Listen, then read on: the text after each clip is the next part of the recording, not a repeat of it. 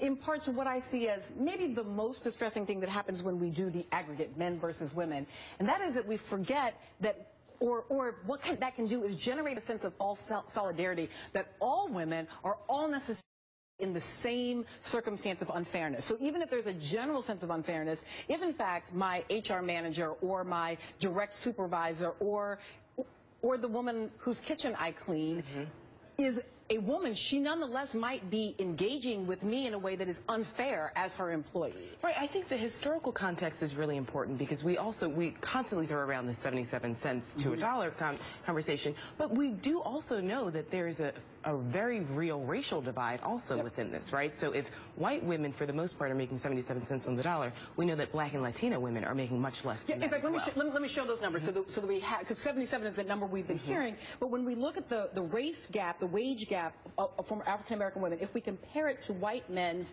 earnings, they only make 64% of what white men earn, 89% of what black men earn, and 82% of what white women earn. So we see African-American women on the bottom there. But then also look at Latinas, and the earning for Latinas there for compared to white men is 53%, right? And that is probably not because there are Latina CEOs who are being paid less. That has everything to do with a structured market that puts those women, Black and Latina women, in a different.